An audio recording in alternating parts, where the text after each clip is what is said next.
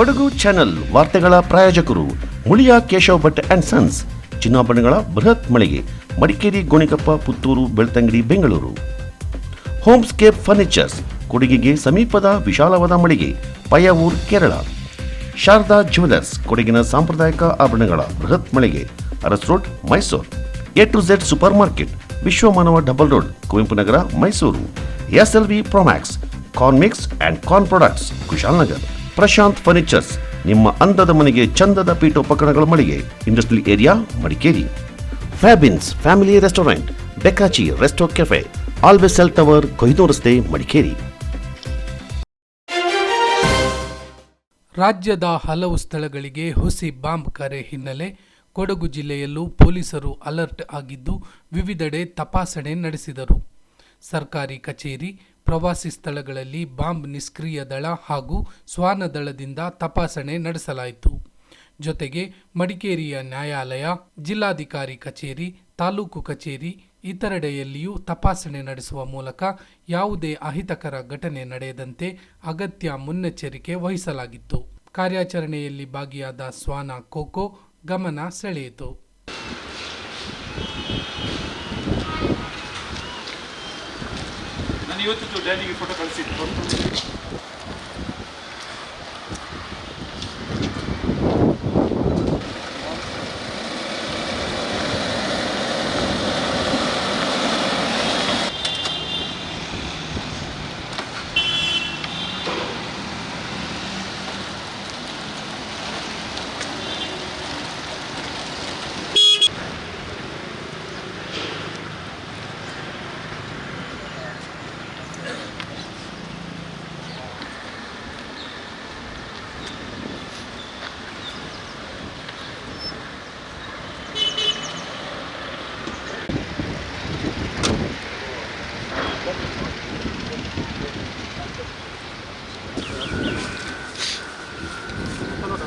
ಹೊಸ ನೋಟು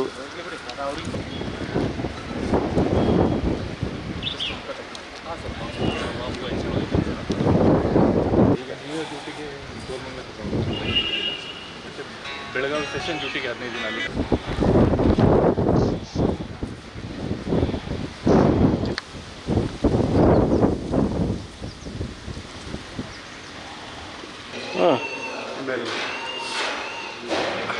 ಇಲ್ಲೇ ಮಾಡೋ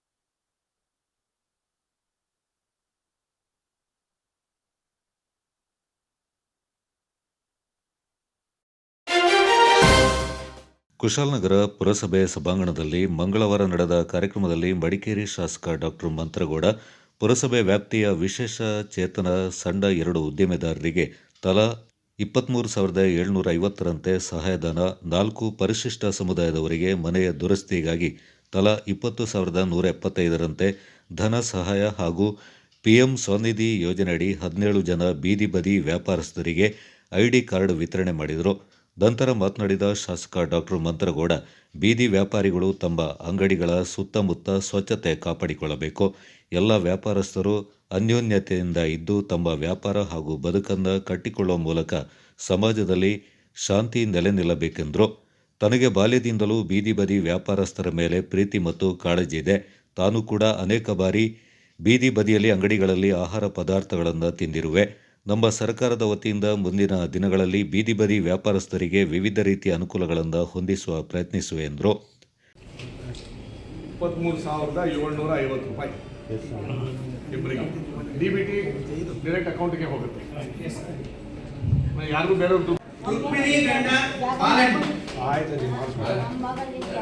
ಮೊಮ್ಮಗನ ಕರ್ಕೊಂಬಂದಿವನಿ ಬರಕ್ಕೆ ಫೋನ್ ಎಲ್ಲ ಮಾಡ್ತೀರಾ?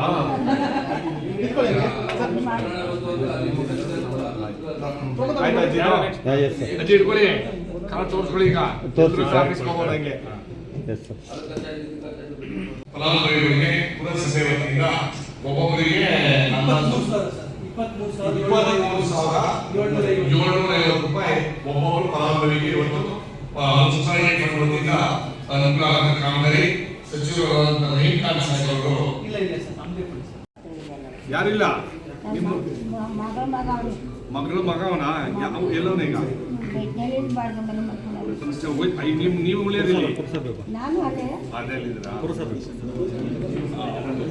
ಈ ದುಡ್ಡಲ್ಲಿ ಅನುಕೂಲ ಆಗುತ್ತಾ ನಿಮಗೆ ಆಗಲ್ವಾ ಯಾರು ಸುಮಾರು ಎಷ್ಟು ಜನಕ್ಕೆ 2 ಜನಕ್ಕೆ ಆಮೇಲೆ 4 ಜನಕ್ಕೆ ಪರಿಶಿಷ್ಟ ಜಾತಿ ಸಮುದಾಯದವರಿಗೆ 20,175 ರೂಪಾಯಿ. ಅದರ ಜೊತೆಗೆ 17 ಜನಕ್ಕೆ ಬೀದಿ ಬದಿ ವ್ಯಾಪಾರಕ್ಕೆ ಐಡಿ ಕಾರ್ಡ್ ವಿತರಣೆ ಮಾಡುವ ಕಾರ್ಯಕ್ರಮಕ್ಕೆ ಸೇರಿಕೊಂಡಿದ್ದೀವಿ. ನಾವು ಎಷ್ಟೋ ಕಡೆಯಲ್ಲಿ ದಾರಿ ಹೋದ ಸಂದರ್ಭದಲ್ಲಿ ನಾವು ಅಂಗಡಿಗಳನ್ನ ಹೋಗಕ್ಕೆ ಅವಕಾಶ ಸಿಕ್ಕಲ್ಲ, ಅಂದ್ರೆ ನಾವು ರಿಸರ್ಚ್ ಮಾಡೋದು ಹಣ್ಣಿರ್ಬೋದು. ಯಾಕೆ ಹೋಗ್ಲಿಲ್ಲ? ಕನ್ನಡಕ್ಕೆ ಕರೆಕ್ಟ್ ನೋಡೋದಿಲ್ವಾ? ಮತ್ತೆ ದುಡ್ಡು ಸರಿಯಾಗಿ ಇಸ್ಕೊಂಡಿಲ್ಲ ಅಂದ್ರೆ ಎಲ್ಲಿರ್ಬೋದು, ಎಲ್ಲರಿರ್ಬೋದು, ಪಾಪ ಸಣ್ಣ ಬೀದಿ ಬದಿ ವ್ಯಾಪಾರಕ್ಕೆ ನಾವೆಲ್ಲರೂ ಕೈ ಜೋಡಿಸೋ ಕೆಲಸ ನಾವು ಮಾಡಬೇಕು. ಯಾಕಂದ್ರೆ ದೊಡ್ಡ ದೊಡ್ಡ ಅಂಗಡಿಗಳು ಮಾಡುವಂತ ಸಂದರ್ಭದಲ್ಲಿ ಪಾಪ ಬೀದಿ ಬದಿ ವ್ಯಾಪಾರಗಳು ಎಷ್ಟೋ ಜನಕ್ಕೆ ಹೊಟ್ಟೆ ಮೇಲೆ ಹೊಡೆದಂಗೆ ಆಯ್ತು. ಮಾತ್ರ ಅದರಲ್ಲೂ ಜನಸಂಖ್ಯೆ ನಮ್ಮ ಜಾಸ್ತಿ ಇರೋದ್ರಿಂದ ಬದುಕೋದಕ್ಕೆ ಅವಕಾಶ ಸ್ವಲ್ಪ ಇದೆ. ಅದಕ್ಕೋಸ್ಕರ ಸರ್ಕಾರದ ವತಿಯಿಂದ ನಾವು ನಿರಂತರವಾಗಿ ಅದಕ್ಕೆ ವಿಶೇಷ ಮುನ್ಸಿಪಾಲಿಟಿ ವತಿಯಿಂದ ನಿಮ್ಮ ರಕ್ಷಣೆಗೋಸ್ಕರ ನಾವು ನಿರಂತರವಾಗಿ ಹೇಳ್ತಾ ನಾನು ಮುಂದುವರಿಕೆ ನಿಮಗೆ ನೀವು ಏನಾದರೂ ವ್ಯಾಪಾರ ಮಾಡ್ತೀವಿ, ಸ್ವಚ್ಛತೆ ಕಾಪಾಡೋದು ಹೆಚ್ಚಿನ ಸಂಖ್ಯೆಯಲ್ಲಿ ಜವಾಬ್ದಾರಿ ಮಾಡಬೇಕು ಅಂತ ನಾನು ನಿಮಗೆ ಮನವಿ ಮಾಡ್ತೀನಿ. ಯಾಕಂತಂದ್ರೆ ಎಲ್ಲೆಲ್ಲಿ ಎಳ್ನೀರು ಕುಡಿಸ್ತೀವ, ಎಳ್ನೀರು ಅದರಲ್ಲಿ ಅಂಗಡಿ ಬಿಟ್ಟಿರ್ತೀವಿ, ಪಾನಿಪುರಿ ಪ್ಲಾಸ್ಟಿಕ್ ಏನೇನು ಸಂದರ್ಭದಲ್ಲಿ ನಾವು ಸಾಯಂಕಾಲ ನಾವು ಅಂಗಡಿ ಮುಚ್ಚೋ ಸಂದರ್ಭದಲ್ಲಿ ದಯವಿಟ್ಟು ಕ್ಲೀನ್ನೆಸ್ ಸ್ವಚ್ಛತಾ ವೈಯಕ್ತಿಕವಾಗಿ ಕಾಪಾಡ. ಆಮೇಲೆ ಎಷ್ಟೋ ಜನ ಅಂಗಡಿ ಬಂದು ಪ್ಲಾಸ್ಟಿಕ್ ಎಸಿಗಳು ಒಂದು ಡಸ್ಟ್ಬಿನ್ ಅಲ್ಲಿ ಕೊಟ್ಟರೆ ಒಂದು ಈ ಸಂದರ್ಭ ಕುಶಾಲನಗರ ಯೋಜನೆ ಪ್ರಾಧಿಕಾರದ ಅಧ್ಯಕ್ಷ ಪ್ರಮೋದ್ ಮುತ್ತಪ್ಪ, ಕುಶಾಲನಗರ ಪುರಸಭೆ ಮುಖ್ಯಾಧಿಕಾರಿ ಗಿರೀಶ್, ಆರೋಗ್ಯಾಧಿಕಾರಿ ಉದಯಕುಮಾರ್, ನಗರ ಕಾಂಗ್ರೆಸ್ ಅಧ್ಯಕ್ಷ ಜೋಸೆಫ್ ವಿಕ್ಟರ್ ಸೋನ್ಸ್, ಕಾಂಗ್ರೆಸ್ ಪಕ್ಷದ ಮುಖಂಡರಾದ ಅಜೀಜ್ ಆದಂ, ಬೀದಿ ಬದಿ ವ್ಯಾಪಾರಸ್ಥರ ಸಂಘದ ಪದಾಧಿಕಾರಿಗಳು ಹಾಗೂ ಪುರಸಭೆ ಸಿಬ್ಬಂದಿಗಳು ಪಾಲ್ಗೊಂಡಿದ್ದರು. ಪರ್ವತಾರೋಹಿ ಡಾಕ್ಟರ್ ಬಿಎಂ ಲತಾ ಅವರನ್ನು ಅಕ್ಕನ ಬಳಗದ ವತಿಯಿಂದ ಸನ್ಮಾನಿಸಲಾಯಿತು. ಸೋಮವಾರಪೇಟೆ ತಾಲೂಕಿನ ಆಲೂರು ಸಿದ್ದಾಪುರ ಸಮೀಪದ ತಪೋಕ್ಷೇತ್ರ ಮನೆಹಳ್ಳ ಮಠದಲ್ಲಿ ಆಯೋಜಿಸಿದ ಸರಳ ಕಾರ್ಯಕ್ರಮದಲ್ಲಿ ಸೋಮವಾರಪೇಟೆ ಅಕ್ಕನ ಬಳಗದ ಪದಾಧಿಕಾರಿಗಳು ಶ್ರೀಮತಿ ಲತಾ ಅವರನ್ನು ಶಾಲು ಹೊದಿಸಿ ಫಲ ತಾಂಬೂಲ ನೀಡಿ ಗೌರವಿಸಿದರು. ಮೂಲತಃ ಬಡುಬನಹಳ್ಳಿ ಗ್ರಾಮದವರಾದ ಲತಾ ಬೆಂಗಳೂರಿನಲ್ಲಿ ಸ್ತ್ರೀ ರೋಗ ತಜ್ಞರಾಗಿದ್ದಾರೆ. 57 ವರ್ಷದ ಪ್ರಾಯದ ಇವರು ಇತ್ತೀಚೆಗೆ ಎವರೆಸ್ಟ್ ಬೇಸ್ ಕ್ಯಾಂಪ್ ಮೂಲಕ ಪರ್ವತವೇರಿ 18,514 ಅಡಿ ಎತ್ತರದ ಕಾಲಪತ್ತರ್ ಎಂಬ ಸ್ಥಳ ಕ್ರಮಿಸಿ ಸಾಹಸ ಮೆರೆದಿದ್ದರು. ವೃತ್ತಿಯಲ್ಲಿ ವೈದ್ಯರಾದರೂ ಮ್ಯಾರಥಾನ್ ಓಟ ಇನ್ನಿತರೆ ಕ್ರೀಡೆಯಲ್ಲಿ ಆಸಕ್ತಿ ಹೊಂದಿರುವ ಇವರು ಈಗಾಗಲೇ 86 ದೇಶಗಳಿಗೆ ಭೇಟಿ ಕೊಟ್ಟು ಅಲ್ಲಿನ ಜನಜೀವನ ಹಾಗೂ ಸಂಸ್ಕೃತಿಯ ಬಗ್ಗೆ ಅಧ್ಯಯನ ನಡೆಸಿದ್ದಾರೆ. ಸನ್ಮಾನ ಸಂದರ್ಭ ಮನೆಹಳ್ಳ ಮಠದ ಶ್ರೀ ಮಹಾಂತ ಶಿವಲಿಂಗ ಸ್ವಾಮೀಜಿ, ವೀರಶೈವ ಲಿಂಗಾಯತ ಸಂಘಟನಾ ವೇದಿಕೆಯ ರಾಷ್ಟ್ರೀಯ ಕಾರ್ಯದರ್ಶಿ ಎಸ್ ಮಹೇಶ್, ಅಕ್ಕನ ಬಳಗದ ಅಧ್ಯಕ್ಷೆ ಗೀತಾ ರಾಜು, ಕಾರ್ಯದರ್ಶಿ ಮಾಯಾ ಗಿರೀಶ್, ಉಪಾಧ್ಯಕ್ಷೆ ಸರಿತಾ ಮಲ್ಲಿಕಾರ್ಜುನ, ಸದಸ್ಯರುಗಳಾದ ಅನುಪಮ ಹಾಗೂ ಜಗದಾಂಬ, ತಪೋಕ್ಷೇತ್ರ ಸೇವಾ ಟ್ರಸ್ಟ್ನ ಸದಸ್ಯರುಗಳಾದ ಪ್ರಕಾಶ್, ನಾರಾಯಣ, ಮಂಜುನಾಥ ಮತ್ತಿತರರು ಉಪಸ್ಥಿತರಿದ್ದರು.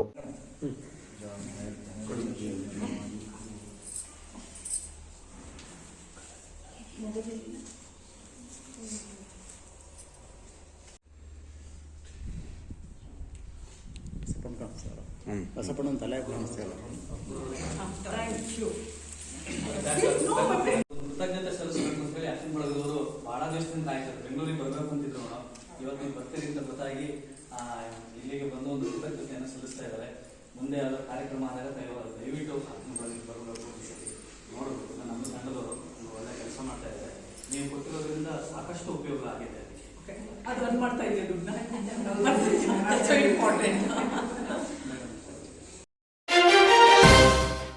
ನಾಪುಕ್ಲು ಪೊಲೀಸ್ ಠಾಣೆಯ ವತಿಯಿಂದ ರಸ್ತೆ ಸುರಕ್ಷತಾ ಸಪ್ತಾಹದ ಅಂಗವಾಗಿ ಪಟ್ಟಣದಲ್ಲಿ ಜಾಥಾ ಮತ್ತು ಜಾಗೃತಿ ಕಾರ್ಯಕ್ರಮವನ್ನು ಇಲ್ಲಿಯ ಪಟ್ಟಣದ ಮುಖ್ಯ ಬೀದಿಯಲ್ಲಿ ಆಯೋಜಿಸಲಾಯಿತು.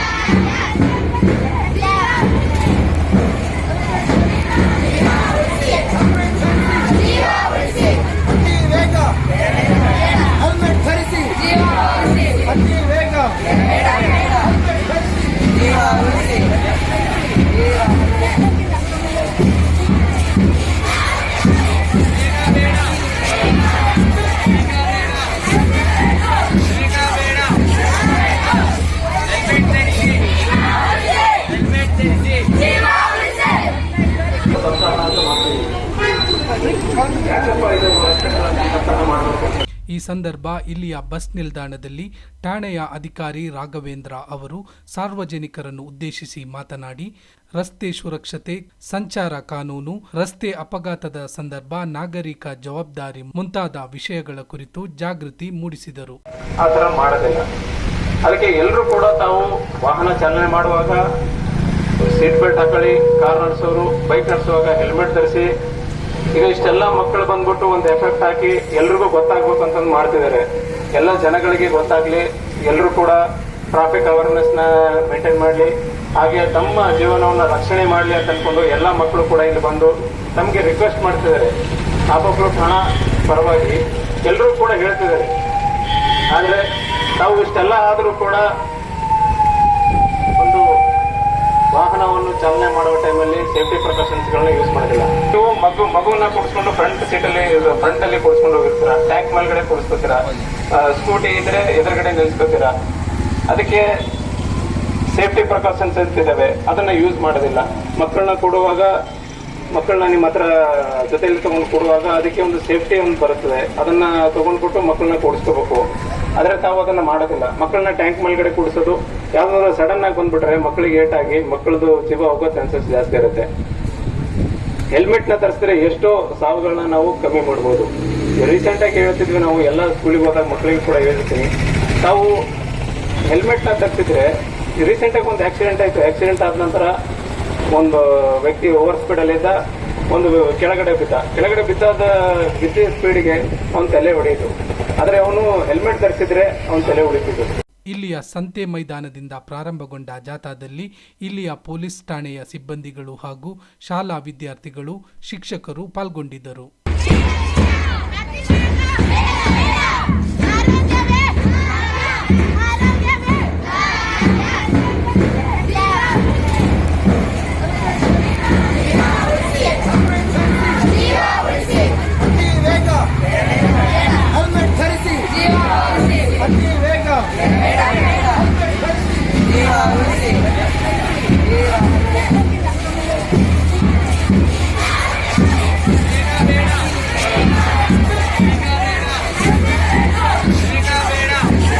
ಕೊಡಗು ಚಾನಲ್ ನ್ಯೂಸ್, ದುಗ್ಗಳ ಸದಾನಂದ ದಾಪಕ್ಲೋ. ವಾಹನ ಸವಾರರೇ ಎಚ್ಚರ. ಸೋಮವಾರಪೇಟೆ ನಗರದಲ್ಲಿ ಸಂಚಾರಿ ನಿಯಮ ಪಾಲಿಸದಿದ್ದರೆ ನಿಮಗೆ ಬೀಳುತ್ತೆ ಸಾವಿರಗಟ್ಟಲೆ ದಂಡ. ಹೌದು, ಸೋಮವಾರಪೇಟೆ ನಗರದಲ್ಲಿ APMRCC automatic number plate recognition camera ಅಳವಡಿಸಿದ್ದು, ಇದು ಹದ್ದಿನಂತೆ ಕಾರ್ಯನಿರ್ವಹಿಸುತ್ತಿದೆ. ನಗರದಲ್ಲಿ ದ್ವಿಚಕ್ರ ವಾಹನದಿಂದ ಹಿಡಿದು ಸಂಚರಿಸುವ ಪ್ರತಿಯೊಂದು ವಾಹನದ ನಂಬರ್ ಪ್ಲೇಟ್ ಸೂಕ್ಷ್ಮವಾಗಿ ಸೆರೆ ಹಿಡಿದು ಸಂಚಾರ ನಿಯಮಗಳನ್ನು ಪಾಲಿಸದೇ ಇರುವ ವಾಹನಗಳಿಗೆ ದಂಡ ವಿಧಿಸುವಲ್ಲಿ ಪ್ರಮುಖ ಪಾತ್ರ ವಹಿಸಿದೆ. ಈ ಕ್ಯಾಮೆರಾ ಅತ್ಯಾಧುನಿಕ ತಂತ್ರಜ್ಞಾನ ಹೊಂದಿದ್ದು, ಇದರ ಅಳವಡಿಕೆಯಿಂದ ಸಾರ್ವಜನಿಕರ ಸುರಕ್ಷತೆಗೆ ಮತ್ತು ಜನರ ಅನುಕೂಲಕ್ಕೆ ಉತ್ತಮ ಮಾದರಿಯಾಗಿದೆ. ಅಂತೆಯೇ ANPR CCTV ಕಾರ್ಯ ವರ್ಷದ ಮೊದಲ ದಿನದಿಂದ ಆರಂಭವಾಗಿದ್ದು, ಒಂದು ವಾರ ಮುಗಿಯುವಷ್ಟರಲ್ಲಿ 84 ಕೇಸು ದಾಖಲು ಮಾಡಿ ಸುಮಾರು 1,15,000 ರೂಪಾಯಿ ದಂಡ ನಿಯಮ ಪಾಲಿಸಿದ ಸವಾರರ ಜೇಬಿಗೆ ಬಿದ್ದಿದೆ. ಈ CC ಕ್ಯಾಮೆರಾ ನಗರದ 2 ಭಾಗಗಳಲ್ಲಿ, ಅಂದರೆ ಕಕ್ಕೆಹೊಳೆ ಜಂಕ್ಷನ್, ಗಾಂಧಿ ವೃತ್ತದಲ್ಲಿ ಅಳವಡಿಸಿದ್ದು, ಈ ಅಳವಡಿಕೆಯಿಂದ ಜಾಗೃತಿ ಮೂಡಿಸುವುದರ ಜೊತೆಗೆ ಸವಾರರಿಗೆ ಜವಾಬ್ದಾರಿಯನ್ನು ತಂದುಕೊಟ್ಟಿದೆ. ಈ ನಿಟ್ಟಿನಲ್ಲಿ ಜನವರಿ 5ರಂದು ಹೊಸ ವರ್ಷಾಚರಣೆ ಹಾಗೂ ರಸ್ತೆ ಸುರಕ್ಷತಾ ಸಪ್ತಾಹದ ಅಂಗವಾಗಿ ಸೋಮವಾರಪೇಟೆ ಪೊಲೀಸರು ನಗರದ ಎಲ್ಲೆಡೆ ಬೈಕ್ ಜಾಥಾ ನಡೆಸಿದ್ದು, ಮದ್ಯಪಾನ ಮಾಡಿ ವಾಹನ ಚಲಾವಣೆ ಮಾಡಬೇಡಿ, ಸಂಚಾರಿ ನಿಯಮಗಳನ್ನು ಪಾಲಿಸಿ ಪೊಲೀಸರೊಂದಿಗೆ ಸಹಕರಿಸುವಂತೆ ಸಾರ್ವಜನಿಕರಲ್ಲಿ ಜಾಗೃತಿ ಅರಿವು ಮೂಡಿಸಿದರು.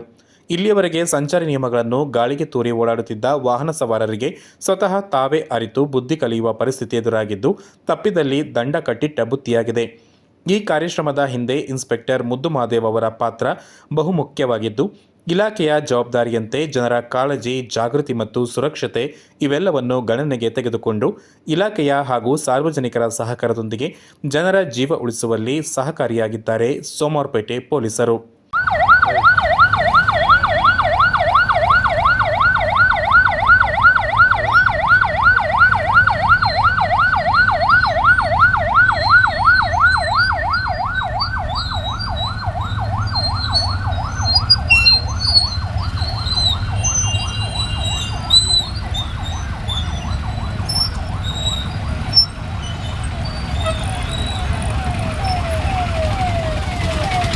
ರಸ್ತೆ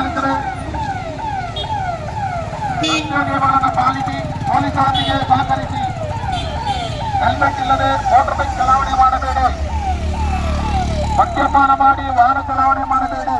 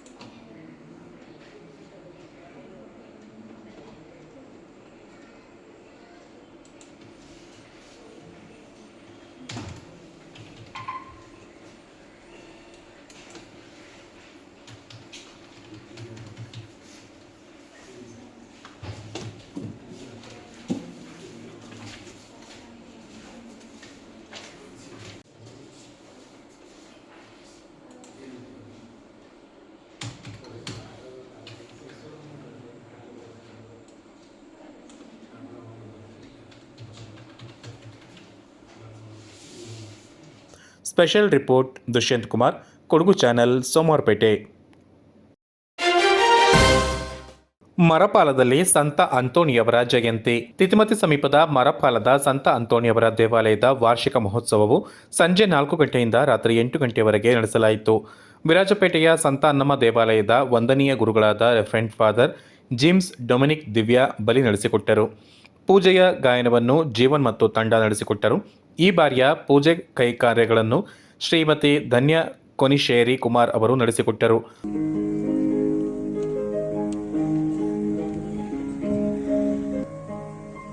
ಸಂತ ಅಂತೋಣಿಯವರು ನಮ್ಮೆಲ್ಲರನ್ನು ಆಶೀರ್ವದಿಸಲಿ. ಸಂತ ಅಂತೋಣಿಯವರ ಈ ಸ್ವರೂಪವನ್ನು ಇಲ್ಲಿ ಸ್ಥಾಪಿಸಿ ಪ್ರಾರ್ಥಿಸುವಾಗ ನಮ್ಮೆಲ್ಲರ ವಿಶ್ವಾಸವನ್ನು ಅಧಿಕರಿಸಿರಿ. ಈ ಮರಪಾಲದಲ್ಲಿ ನಿಮ್ಮನ್ನು ಸ್ತುತಿಸಿ ಪ್ರಾರ್ಥಿಸುವ ಈ ಅವಸರವನ್ನು ನೀವು ಕೊಟ್ಟು ನಮ್ಮೆಲ್ಲರನ್ನು ಮುಟ್ಟಿ ಅನುಗ್ರಹಿಸಿ ದೇವ ಎಂದು ನಿಮ್ಮಲ್ಲಿ ವಿನಂತಿ ಬೇಡುತ್ತಿದ್ದೇವೆ.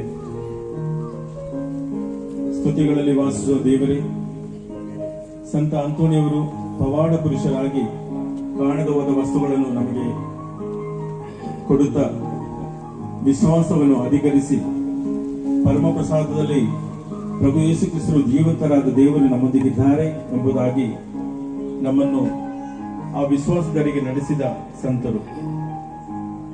ಫರ್ಡಿನಲ್ ಎಂಬ ಹೆಸರಿನಲ್ಲಿ ಈ ಸಂತರು ನಾವೆಲ್ಲರೂ ಅವರನ್ನು ಸ್ತುತಿ ಮಾಡಿ ಹಾಡುವ ಈ ಸಮಯದಲ್ಲಿ ಆ ಸ್ವರ್ಗೀಯ ಕೃಪೆ ನಮ್ಮ ಈ ದೇವಾಲಯಕ್ಕೆ ಆಗಮಿಸಿರುವ ಎಲ್ಲ ಅಭಿಷೇಕರನ್ನು ಪ್ರಭುವಿನ ಕರಗಳಿಗೆ ಸಮರ್ಪಿಸುತ್ತಾ ಈ ದಿವ್ಯ ಬಲಿ ಪೂಜೆ ಸಮಯದಲ್ಲಿ ನಾವೆಲ್ಲರೂ ಭಯಭಕ್ತಿಯಿಂದ ಪ್ರಾರ್ಥಿಸೋಣ ಎಂದು ಪ್ರತ್ಯೇಕವಾಗಿ ಇಲ್ಲಿ ಬಂದಿರುವ ಎಲ್ಲ ಗುರುಗಳಿಗೆ ಸ್ವಾಗತವನ್ನು ಬಯಸುತ್ತಾ ಪುಟ್ಟ ಮಕ್ಕಳು ನಮ್ಮ ನೊಕ್ಯ ನಿಮ್ಮೆಲ್ಲರ ಆಗಮನದಿಂದ ಪಾವನ ಆಗಿದೆ ಅಂತ ಹೇಳೋದ್ರಲ್ಲಿ ಹೇಳಷ್ಟು ಸಂಶಯ ಇಲ್ಲ.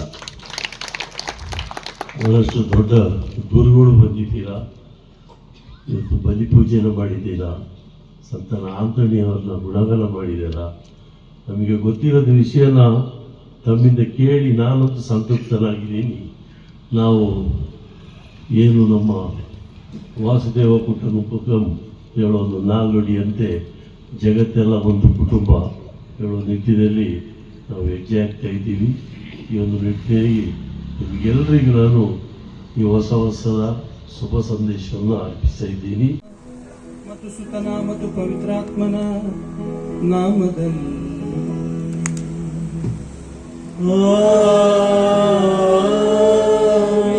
ನಮ್ಮ ಪ್ರಭು ಯೇಸು ಕ್ರಿಸ್ತರ ಕೃಪಾವರವು, ದೇವರ ಪ್ರೀತಿಯು, ಪವಿತ್ರಾತ್ಮರ ಅನ್ಯೋನ್ಯತೆಯು ನಿಮ್ಮೆಲ್ಲರೊಡನೆ ಇರಲಿ.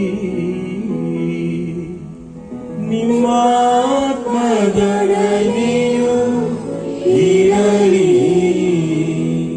ಎಲ್ಲೆಡೆ ಸಾರಲೆಂದು ಪ್ರಾರ್ಥಿಸೋಣ.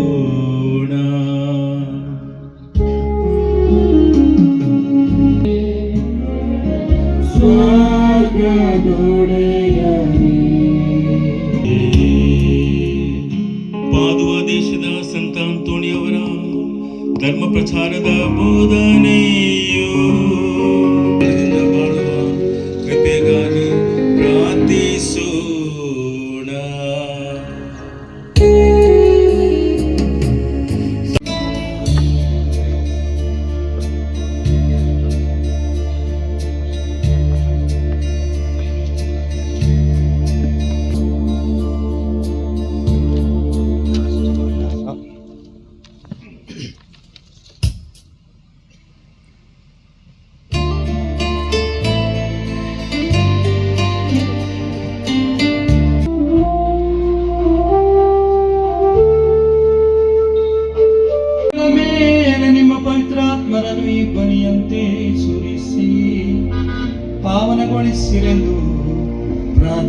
ಹೊಂದುತ್ತೀವಿ.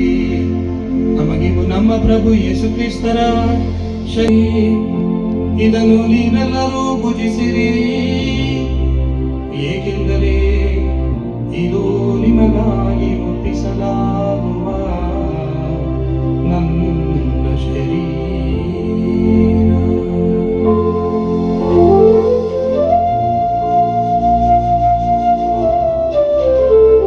ಹತ್ತಿರಕ್ಕೆ ಬಂದು ಮಾತಾಡಿ, ಭೂಮಿಯಲ್ಲೂ ಸ್ವರ್ಗದಲ್ಲೂ ಸರ್ವಾಧಿಕಾರವನ್ನು ನನಗೆ ಕೊಡಲಾಗಿದೆ.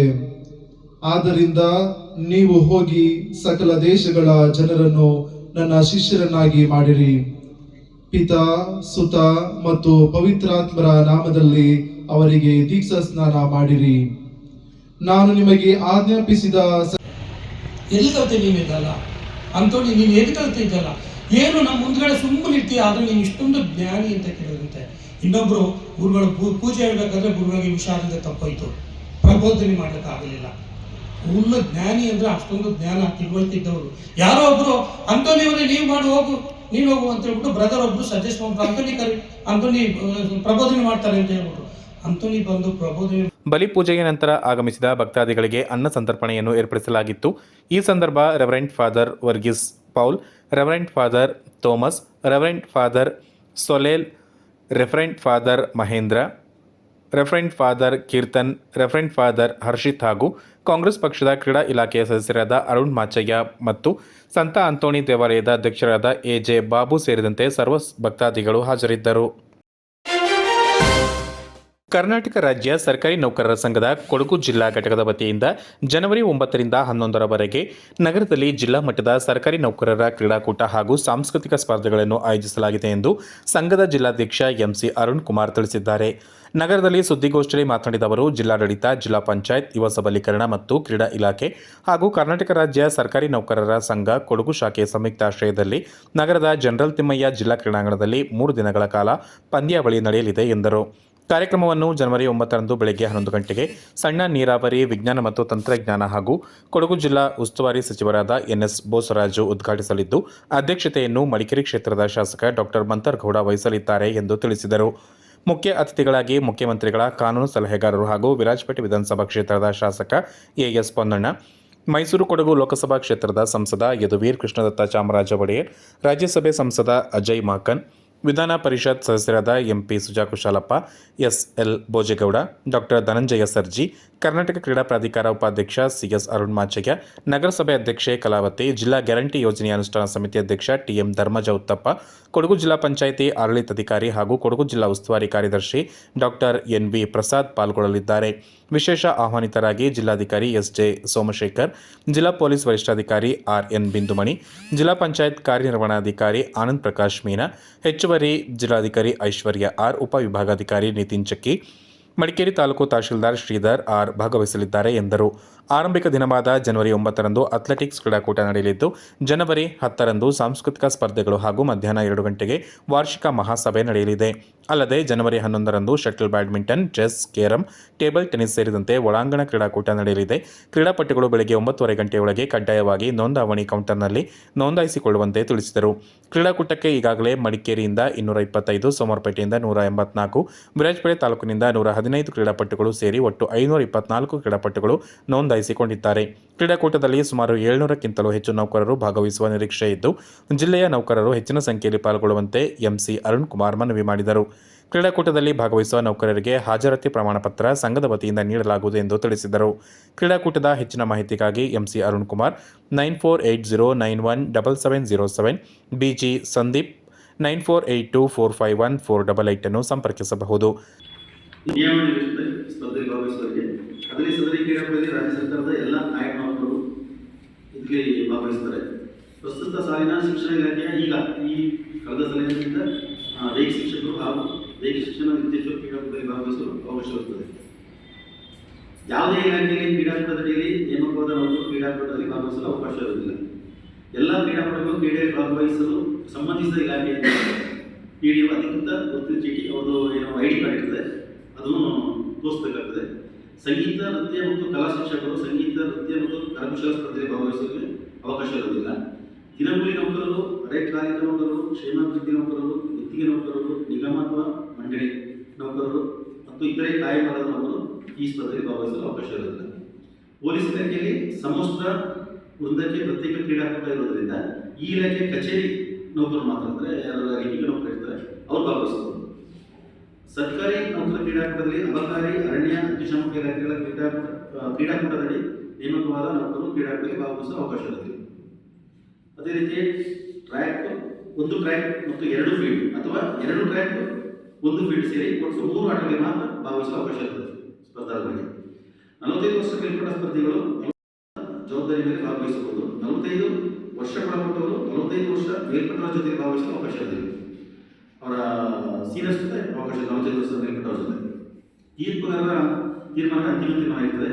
ಯಾವುದೇ ಆಗಲಿ ತಕರಾರಿಗೆ ಅವಕಾಶ ಇರುವುದಿಲ್ಲ. ಯಾಕೆಂದರೆ ಅಲ್ಲಿ ಕ್ರೀಡಾ ಕಾರ್ಯದರ್ಶಿಗಳು ಇರ್ತಾರೆ, ಪದಾಧಿಕಾರಿಗಳು ಇರ್ತಾರೆ, ಅವ್ರ ಜೊತೆ ಆ ಗೊಂದಲ ಏನಿದೆ ಅದು ಇದು ತೀರ್ಮಾನ ಮಾಡಬೇಕಾಗ್ತದೆ.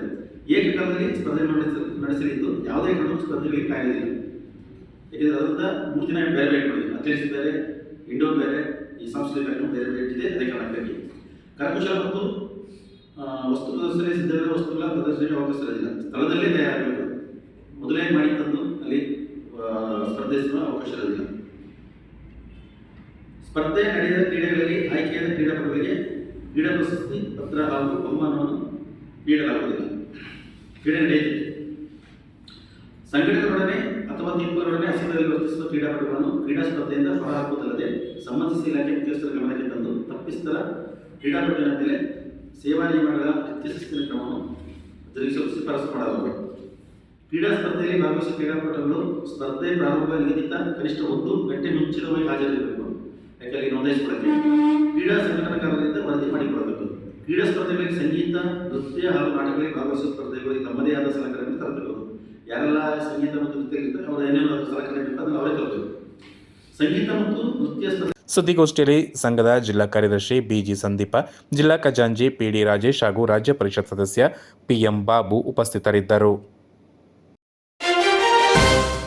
ಕೊಡಗು ಜಿಲ್ಲಾ ಸಹಕಾರ ಕೇಂದ್ರ ಬ್ಯಾಂಕಿನ 26ನೇ ನೂತನ ಶಾಖೆ ಶ್ರೀ ಪಾಡಿ ಇಗ್ಗುತಪ್ಪನ ನೆಲೆಯಾದ ಕಕ್ಕಬೆಯಲ್ಲಿ ಜನಸೇವೆಗೆ ಲೋಕಾರ್ಪಣೆಗೊಂಡಿದ್ದು, ಕಕ್ಕಬೆ ವ್ಯಾಪ್ತಿಯ ಗ್ರಾಹಕರು ನೂತನ ಶಾಖೆಯ ಸದುಪಯೋಗಪಡಿಸಿಕೊಳ್ಳಬೇಕೆಂದು ಹಾಗೂ ಗ್ರಾಹಕರ ಸಹಕಾರದಿಂದ ಕಕ್ಕಬೆ ಶಾಖೆಯು ಕೊಡಗು ಡಿಸಿಸಿ ಬ್ಯಾಂಕಿನ ಅತ್ಯುತ್ತಮ ಶಾಖೆಗಳಲ್ಲಿ ಒಂದಾಗಬೇಕಾಗಿದೆ ಎಂದು ಕರ್ನಾಟಕ ರಾಜ್ಯ ಸಹಕಾರ ಅಪೆಕ್ಸ್ ಬ್ಯಾಂಕಿನ ನಿರ್ದೇಶಕ ಹಾಗೂ ಕೊಡಗು ಜಿಲ್ಲಾ ಸಹಕಾರ ಕೇಂದ್ರ ಬ್ಯಾಂಕಿನ ಅಧ್ಯಕ್ಷರಾದ ಕೊಡಂದೇರ ಪಿ ಗಣಪತಿ ಹೇಳಿದರು. ಕಕ್ಕಬೆಯಲ್ಲಿ ಆಯೋಜಿಸಲಾಗಿದ್ದ ಕೊಡಗು ಜಿಲ್ಲಾ ಸಹಕಾರ ಕೇಂದ್ರ ಬ್ಯಾಂಕಿನ 26ನೇ ನೂತನ ಶಾಖೆಯ ಕಟ್ಟಡವನ್ನು ಲೋಕಾರ್ಪಣೆ ಮಾಡಿದ ಬಳಿಕ ಸಮಾರಂಭದ ಅಧ್ಯಕ್ಷತೆಯನ್ನು ವಹಿಸಿ ಅವರು ಮಾತನಾಡಿದರು. ಫೆಬ್ರವರಿ 25ರ ಮಹಾಶಿವರಾತ್ರಿಯ ಶುಭ ದಿನದಂದು ಬ್ಯಾಂಕಿನ ಕುಶಾಲನಗರ ಶಾಖೆಯ ನೂತನ ಸ್ವಂತ ಕಟ್ಟಡವನ್ನು ಉದ್ಘಾಟಿಸಲಾಗುವುದು. ಮುಂದಿನ 6 ತಿಂಗಳ ಒಳಗೆ 27ನೇ ಶಾಖೆಯನ್ನು ಕುಶಾಲನಗರದ ತಾಲೂಕಿನ ಗುಡ್ಡೆಹೊಸೂರಿನಲ್ಲಿ ಪ್ರಾರಂಭಿಸಲಾಗುವುದು. ಮುಂದಿನ ದಿನಗಳಲ್ಲಿ ಪೊನ್ನಂಪೇಟೆ ತಾಲೂಕಿನ ಕಾನೂರು, ಕುಶಾಲನಗರ ತಾಲೂಕಿನ ಕೂಡುಮಂಗಳೂರು, ಚೆಟ್ಟಳ್ಳಿ ಹಾಗೂ ಸೋಮವಾರಪೇಟೆ ತಾಲೂಕಿನ ಆಲೂರು ಸಿದ್ದಾಪುರದಲ್ಲಿ ಮತ್ತಷ್ಟು ಶಾಖೆಗಳನ್ನು ತೆರೆಯಲು ಆಡಳಿತ ಮಂಡಳಿ ಸಭೆಯಲ್ಲಿ ಸಕಾರಾತ್ಮಕ ತೀರ್ಮಾನವನ್ನು ಕೈಗೊಂಡು ಅನುಮತಿಗಾಗಿ ಆರ್ಬಿಐಗೆ ಪ್ರಸ್ತಾವನೆಯನ್ನು ಸಲ್ಲಿಸಲಾಗಿದೆ. ಈ ಮೂಲಕ ಜಿಲ್ಲಾ ಬ್ಯಾಂಕಿನ ಶಾಖೆಗಳನ್ನು ಜಿಲ್ಲಾದ್ಯಂತ ತೆರೆದು ಬ್ಯಾಂಕಿಂಗ್ ಸೇವೆಯನ್ನು ಜಿಲ್ಲೆಯ ಜನತೆಗೆ ಕೈಗೆಟುಕುವಂತೆ ಮಾಡಲಾಗುವುದು ಎಂದರು.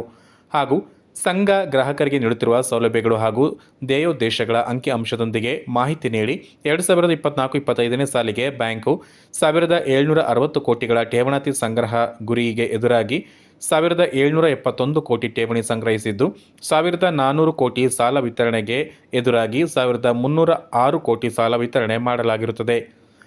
31/3/2020 ಅಂತ್ಯದಲ್ಲಿ 23 ವಿವಿಧ ಬ್ಯಾಂಕುಗಳ ಪೈಕಿ ನಮ್ಮ ಬ್ಯಾಂಕು ಠೇವಣಿ ಸಂಗ್ರಹಣೆಯಲ್ಲಿ 3ನೇ ಸ್ಥಾನ ಹಾಗೂ ಸಾಲ ವಿತರಣೆಯಲ್ಲಿ ದ್ವಿತೀಯ ಸ್ಥಾನದಲ್ಲಿದ್ದು, ಒಟ್ಟಾರೆ ಮಾರುಕಟ್ಟೆ ಷೇರು 26% ಹೊಂದಿದೆ.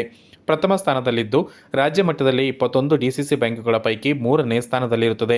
2024-25ನೇ ಸಾಲಿನ ಬ್ಯಾಂಕಿನ ವಾರ್ಷಿಕ ಲೆಕ್ಕ ಪರಿಶೋಧನಾ ವರದಿಯ ಪ್ರಕಾರ 26.12 ಕೋಟಿ ನಿವ್ವಳ ಆದಾಯದಿಂದಲೂ 9.42 ಕೋಟಿಗಳಷ್ಟು ಮೊತ್ತವನ್ನು ವಿವಿಧ ಶಾಸನಬದ್ಧ ಬಾಬ್ತುಗಳಿಗೆ ಕಾಯ್ದಿರಿಸಲಾಗಿ 16.70 ಕೋಟಿ ನಿವ್ವಳ ಲಾಭ ಗಳಿಸಿರುತ್ತದೆ. ಬ್ಯಾಂಕು ಆಡಿಟ್ ಕರ್ನಾಟಕದಲ್ಲಿ ನಿರಂತರವಾಗಿ ಎ ತರಗತಿಯನ್ನು ಪಡೆಯುತ್ತಿದ್ದು, ವರದಿ ಸಾಲಿನ ಶಾಸನಬದ್ಧ ಲೆಕ್ಕ ಪರಿಶೋಧನೆಯಲ್ಲಿ ಇದೇ ಮೊದಲ ಬಾರಿಗೆ ಅತ್ಯಧಿಕ 96 ಅಂಕಗಳನ್ನು ಪಡೆಯಲಾಗಿರುತ್ತದೆ. 100ಕ್ಕೆ 96 ಅಂಕಗಳನ್ನು ಗಳಿಸುವುದರ ಮೂಲಕ ನಾವು ಅತಿ ಹೆಚ್ಚು ಅಂಕಗಳನ್ನು 104 ವರ್ಷದ ಇತಿಹಾಸದಲ್ಲಿ ಮೊದಲ ಬಾರಿಗೆ ಪಡ್ಕೊಂಡಿದ್ದೀವಿ. ಹಿಂದೆಲ್ಲ ಆಡಿಟ್ ಅಂಕ ಎಷ್ಟು ಬರ್ತಾ ಇದೆ ಅಂದರೆ 80, 86, 87. ಗರಿಷ್ಠ ಅಂದರೆ 90 ಬರ್ತಾ ಇತ್ತು.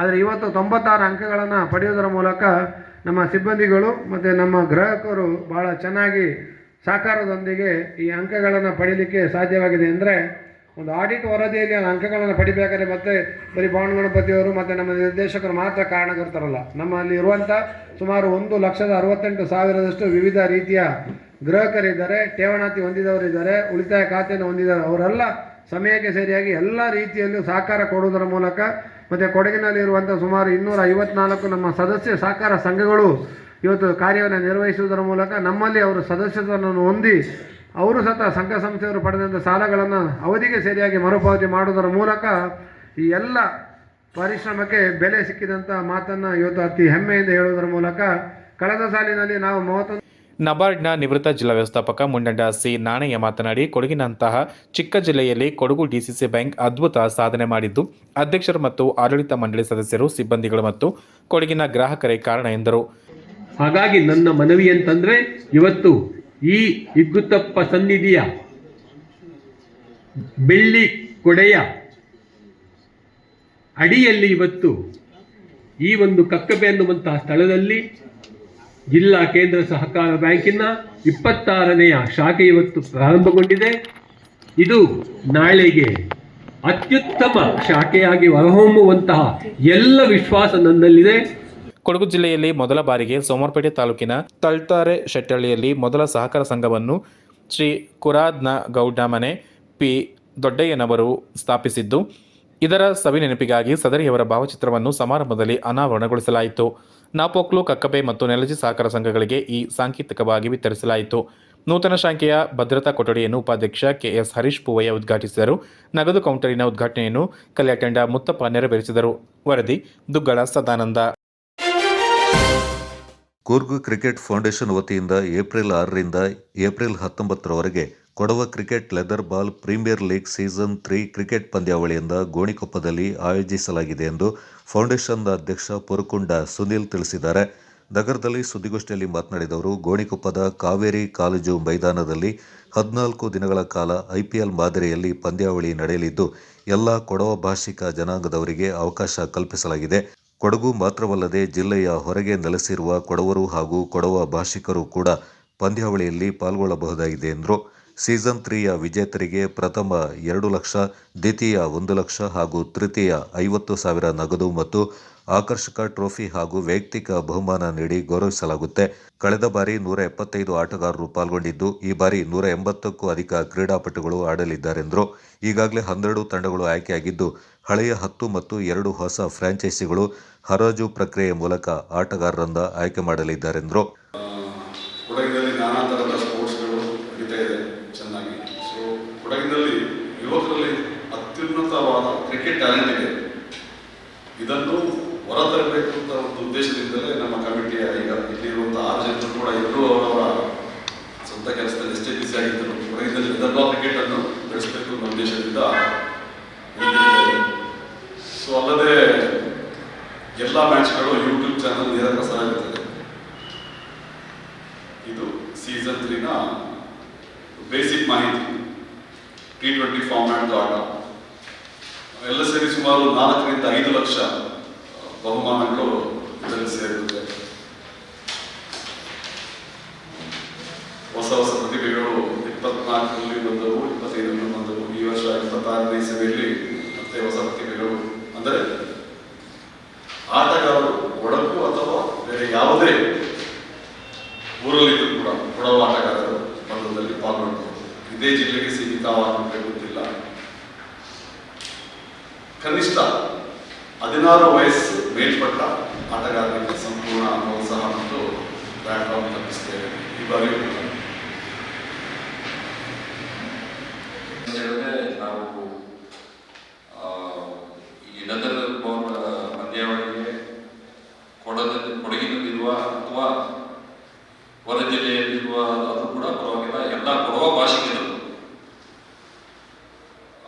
ಕೂಡ ಸೇರ್ಪಡೆ ಮಾಡಿಕೊಂಡು ಆ ಯುವ ಪ್ರತಿಭೆಗಳಿಗೂ ಕೂಡ ನಾವು ಒಂದು ಅವಕಾಶ ಕಲ್ಪಿಸಿಕೊಡಲು ನಾವು ನಮ್ಮ ಕಮಿಟಿಯಿಂದ ನಾವು ತೀರ್ಮಾನ ಮಾಡಿದ್ದೇವೆ. ಆದ್ದರಿಂದ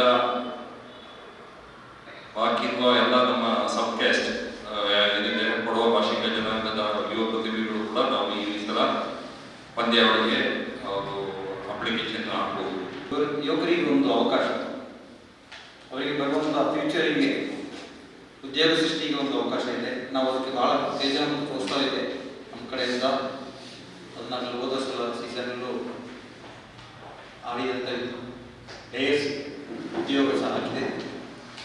ಈ ಒಂದು ಬ್ಯಾಂಕ್ ಆಗಲಿ ಕಂಪನಿಗಳಿಗಾಗಲಿ ಉತ್ತಮವಾದ ಒಂದು ಪ್ಲೇಯರ್ಸ್ ಬೇಕು ಅಂತ ಹೇಳೋದಕ್ಕೆ ಮಾರ್ಗದ ಮೇಯ್ನ್ ನಮ್ಮ ಸಂಸ್ಥೆಯಿಂದ ಒಂದು ಲೆದರ್ ಬಾಲ್ ಕ್ರಿಕೆಟ್ ಇದರಿಂದ ಹೈಲೈಟ್ ಆಗುತ್ತೆ. ಇದು ಯೂಟ್ಯೂಬ್ ಲೈವ್ ಇರೋದ್ರಿಂದ ಈ ಒಂದು ಟಿಪ್ಸ್ ಇಟ್ಕೊಂಡು ಕೂಡ ಸೆಲೆಕ್ಷನ್ಗೆ ಮಾಹಿತಿ ಸಂಪೂರ್ಣ ನಮ್ಮ ಕಡೆ. ಇದು ಪ್ಲೇಯರ್ ಅಪ್ಲಿಕೇಶನ್ ಬಂದ್ಬಿಟ್ಟು ಮ್ಯಾನ್ಯಲ್ ಆಗಿ ಬಿಟ್ಟಿದ್ವಿ ವಾಟ್ಸಪ್ಪಲ್ಲಿ, ಮತ್ತು ಮ್ಯಾನ್ಯಲ್ ಆಗಿ ನಮಗೆ ತಲುಪಿಸೋ ಥರ ಮಾಡಿದ್ವಿ. ಬಟ್ ಈ ಸಲ ಏನಂತ ಹೇಳಿದ್ರೆ ಆನ್ಲೈನ್ ಮುಖಾಂತರ ನೀವು ಫಾರ್ಮ್ಸ್ನೆಲ್ಲ ಹಾಕಬೇಕಾಗುತ್ತೆ.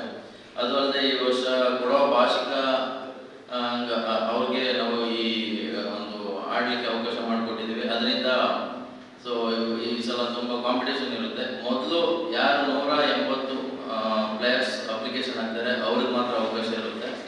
ಸೊ ನಾವು ಈ ಫಾರ್ಮ್ಸ್ನ ಪ್ಲೇಯರ್ ಅಪ್ಲಿಕೇಶನ್ನ ಇನ್ನೊಂದು 2 ದಿನದಲ್ಲಿ ಬಿಡುಗಡೆ ಮಾಡ್ತಾ ಇದ್ದೀವಿ. ಸೊ ಮೊದಲು 180 ಅಪ್ಲಿಕೇಶನ್ ಹಾಕುವ ಪ್ಲೇಯರ್ಸ್ಗಳಿಗೆ ಮಾತ್ರ ಮೊದಲ ಆದ್ಯತೆ ಇರುತ್ತೆ. ಉಪಾಧ್ಯಕ್ಷ ಪಾಲಚಂಡ ಜಗನ್ ಉತ್ತಪ್ಪ, ಪಂದ್ಯಾವಳಿಯ ನಿರ್ವಾಹಕ ಮಡ್ಲಂಡ ದರ್ಶನ್, ಫೌಂಡೇಶನ್ದ ಸಂಚಾಲಕ ಅಣ್ಣಳಮಾಡ ರಾಯ್ ಚಿಂಡಪ್ಪ, ನಿರ್ದೇಶಕರಾದ ಕುಲ್ಲೇಟಿರ ಶಾಂತ ಕಾಳಪ್ಪ ಸುದ್ದಿಗೋಷ್ಠಿಯಲ್ಲಿ ಪಾಲ್ಗೊಂಡಿದ್ದರು. ಇನ್ನೊಬ್ಬರ ಕಷ್ಟದಲ್ಲಿ ಭಾಗಿಯಾಗುವ, ಇನ್ನೊಬ್ಬರ ದುಃಖವನ್ನು ಶಮನಗೊಳಿಸುವ, ಇನ್ನೊಬ್ಬರ ಜೀವನದಲ್ಲಿ ನಗುವನ್ನು ತರಿಸುವ ಜವಾಬ್ದಾರಿಯಿಂದ ನಾವು ನಿರ್ವಹಿಸಬೇಕಿದೆ ಎಂದು ರೋಟೇರಿಯನ್ ಮಾಜಿ ರಾಜ್ಯಪಾಲ ಅಭಿನಂದನ್ ಬಿ ಶೆಟ್ಟಿ ಹೇಳಿದ್ದಾರೆ. ಲಯನ್ಸ್ ಕ್ಲಬ್ ನಾಪಕ್ಲು ವತಿಯಿಂದ ಸ್ಥಳೀಯ ಕೊಡವ ಸಮಾಜದ ಲಯನ್ಸ್ ರೀಜನ್ ಮೀಟ್ ಬೆಸುಗೆ ಎಂಬ ಅದ್ದೂರಿ ಸಮ್ಮೇಳನದ ಮುಖ್ಯ ಅತಿಥಿಯಾಗಿ ಪಾಲ್ಗೊಂಡು ಅವರು ಮಾತನಾಡಿದರು. ವಿವಿಧ ಉದ್ದೇಶಗಳನ್ನು ಹೊತ್ತು ಸಂಘಟನೆಯಲ್ಲಿ ಸದಸ್ಯರು ತೊಡಗಿಸಿಕೊಳ್ತಾರೆ. ಕೆಲವರು ಒಡನಾಟಕ್ಕಾಗಿ, ಕೆಲವರು ಸಮಯ ನಿರ್ವಹಣೆಗಾಗಿ, ಇಂದು ಕೆಲವರು ಸೇವೆಗಾಗಿ ಸಂಘ ಸಂಸ್ಥೆಗಳಿಂದ ಸೇರ್ತಾರೆ. ಸೇವೆ ಎಂಬುದು ಲಯನ್ಸ್ ಸಂಸ್ಥೆಯ ಧ್ಯೇಯೋದ್ದೇಶವಾಗಿದೆ. ಜೀವನದಲ್ಲಿ ಉತ್ತಮ ಗುರಿಯೊಂದಿಗೆ, ಸದುದ್ದೇಶದೊಂದಿಗೆ ಹಾಗೂ ಸ್ಫೂರ್ತಿಯೊಂದಿಗೆ ಸಾಮಾಜಿಕ ಸೇವೆಗಳನ್ನು ಕೈಗೊಳ್ಳಬೇಕಾಗಿದೆ ಎಂದರು. First of all, as we witnessed on screen and as our zone chairpersons have aptly gave their wonderful service activity, all the clubs has been very inspiring, and I want a huge round of applause for all the 12 clubs for their exemplary work. Especially to all the president, secretaries and treasurers for their teamwork, and I pray to God. Right, I remember a story about Punya, about Sri Prabhupada Swami. He is the founder of ISKCON.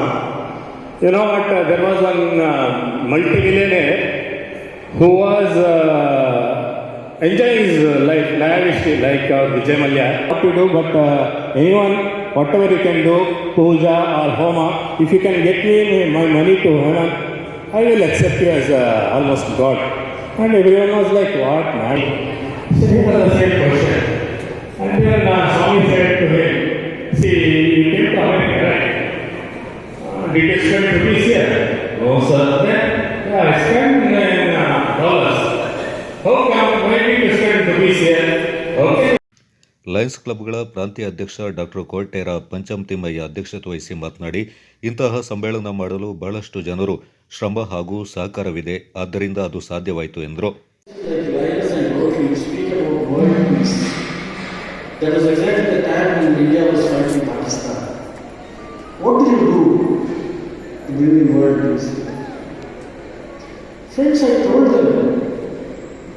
See, when we mean world peace, it's not that we go to the borders and stop the war. You should remember, peace is not just the absence of war. ಯಾವ ಸಮಾಜದಲ್ಲಿ ಅಥವಾ ಯಾವ ಬಾರ್ಡರ್ನಲ್ಲಿ ಯುದ್ಧಗಳು ನಡೀತಾ ಇಲ್ಲ, ಅಲ್ಲಿ ಶಾಂತಿ ಇದೆ ಅಂತ. When organizations like Lions and Rotary speak about world understanding and peace, it means these organizations are trying to build a society that is tranquil.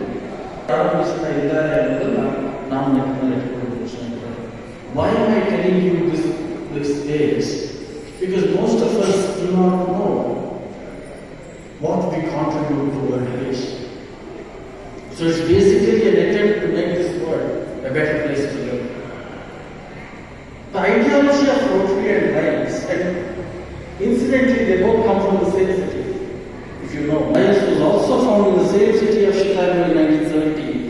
ಈ ಸಂದರ್ಭ ಕಾರ್ಯಕ್ರಮದಲ್ಲಿ ಪ್ರಾಂತೀಯ ರಾಯಭಾರಿ ಲಯನ್ ನವೀನ್ ಅಂಬೇಕಲ್, ವಲಯಾಧ್ಯಕ್ಷರಾದ lion Bindya Ganapathi, lion C T. Appanda, lion Nataraja Kesturu, ಪ್ರಾಂತ್ಯ ಅಧ್ಯಕ್ಷರು, ಸಮ್ಮೇಳನ ಅಧ್ಯಕ್ಷೆ ಲಯನ್ ಕೇಟೋಳಿರ ರತ್ನ ಚರ್ಮಣ್ಣ, ಕಾರ್ಯದರ್ಶಿ ಲಯನ್ ಮುಕ್ಕಾಟಿರ ವಿನಯ್, ಖಜಾಂಚಿ ಲಯನ್ ಎಳ್ತಂಡ ಬಿ ಬೋಪಣ್ಣ, ದಾಪಕ್ಲು ಲಯನ್ಸ್ ಕ್ಲಬ್ ಅಧ್ಯಕ್ಷ ಲಯನ್ ಮಾದೇಯಂಡ ಬಿ ಕುಟ್ಟಪ್ಪ ಮತ್ತಿತರ ಪ್ರಮುಖರು ಪಾಲ್ಗೊಂಡಿದ್ದರು. Kodagu channel news, Duggala Sadananda, Napoklu. ಸುಂಟಿಕೊಪ್ಪದಲ್ಲಿ ಜಿಲ್ಲಾ ಮಟ್ಟದ ಚೆಸ್ ಪಂದ್ಯಾವಳಿಯನ್ನು ಆಯೋಜನೆ ಮಾಡಲಾಯಿತು. ಕಾರ್ಯಕ್ರಮದ ಉದ್ಘಾಟನೆಯನ್ನು ಸುಂಟಿಕೊಪ್ಪ ಗ್ರಾಮ ಪಂಚಾಯತ್ ಅಧ್ಯಕ್ಷರಾದ ಪಿ.ಆರ್. ಸುನಿಲ್ ಕುಮಾರ್ ಅವರು ನೆರವೇರಿಸಿದರು. ಈ ಸಂದರ್ಭದಲ್ಲಿ ಶಾಲಾ ಮಕ್ಕಳು, ಸಾರ್ವಜನಿಕರು ಮತ್ತು ಕಾರ್ಯಕ್ರಮದ ಆಯೋಜಕರು ಉಪಸ್ಥಿತರಿದ್ದರು.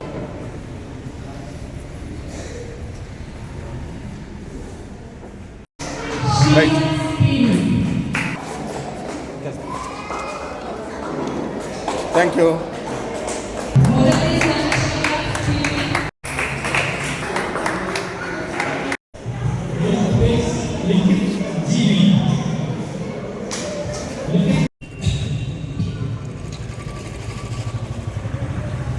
ಅದನ್ನು ಈ ವರ್ಷದ 5 ವರ್ಷದಿಂದ ಹಿಡಿದು 65 ವರ್ಷ ಪಂದ್ಯಾವಳಿಯ ಆಯೋಜಕರಾದ ಮಣಿಕಂಠ, ವೇಲು, ಭಾಸ್ಕರ, ತಿರುಮೂರ್ತಿ ಹಾಗೂ ಸ್ಮಿತಾ ಹಾಜರಿದ್ದರು.